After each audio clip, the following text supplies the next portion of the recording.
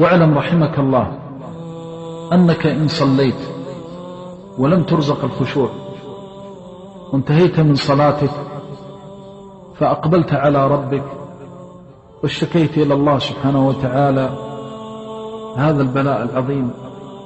وقلت يا رب ما خشعت في صلاتي كما ينبغي،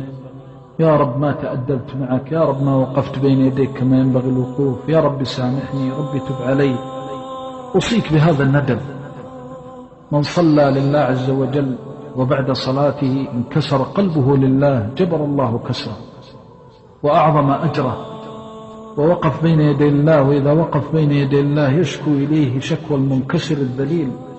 الخائف الوجل الحقير بين يدي الله سبحانه وتعالى، يتملق الله سبحانه وتعالى ويتزلف إلى الله ويقول يا رب حقك أعظم، يا من أحييتني وكنت ولا زلت ميتا إلا أن تحييني، ويا من أطعمتني وأنا جائع، ويا من كسوتني وأنا عاري، ويا من رفعتني وأنا وضيع، ويا من أكرمتني وأنا مهان، ويا من علمتني وأنا جاهل، وهديتني وأنا ضال، يا من دللتني على هذا المسجد وهذا السجود، يا من تأذنت لي بالركوع، يا من أعطيتني الصحة والعافية، يا رب هذه نعمك وهذا تقصيري. أشكو إليك أني ما وقفت بين يديك وقوف الخاشعين، ولم أنقطع إليك انقطاع المتبتلين، ولم أنكسر بين يديك انكسار الخائفين. يا رب عظمت علي الفتن وعظمت علي المحن، إليك أشكو ضعف قوتي وقلة حيلتي. يكون عندك هذا الشعور، إذا شعرت هذا الشعور انكسر قلبك لله وجبر الله كسرك. وكم من عبد خاشع فتن بخشوعه، وكم من عبد سلب الخشوع فتأذن بين يدي الله، تأذن له ربه بعد أن سلب بالإنابة والخضوع،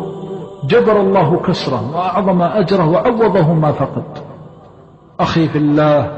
تعامل أرحم الراحمين، تعامل أكرم الأكرمين، تعامل أرحم الراحمين، من يده سحاء الليل والنهار لا تغيضها نفقه، تعامله في زمان عظمت فتنه ومحنه وهو أعلم بها سبحانه. تقف بين يديه تصلي فإذا بهمومك في نفسك ومالك وأهلك وولدك وإخوانك وأخواتك وأوليائك وهموم إخوانك المسلمين تقض مضجعك وتشغل قلبك وتشتت فكرك حتى تله العقول وتتشتت النفوس، ولكن ليس لشتاتها من يجمع إلا الله، وليس لهمها وغمها من يبدده سوى الله. تشكو إلى الله غربتك في هذا الزمان، تشكو إليه وهو الحليم الرحمن، وتسأله أن يجبر لك الكسر وأن يعظم لك الأجر، وتقول يا رب ليس لي من حيلة وليس لي من وسيلة إلا أن أشتكي إليك وأبث حزني إليك، يا من إليك تبث الأحزان، يا من إليك تبث الأشجان، يا حليم يا رحمن. تقف بين يدي الله عز وجل وقوف المنكسرين الصادقين، وثق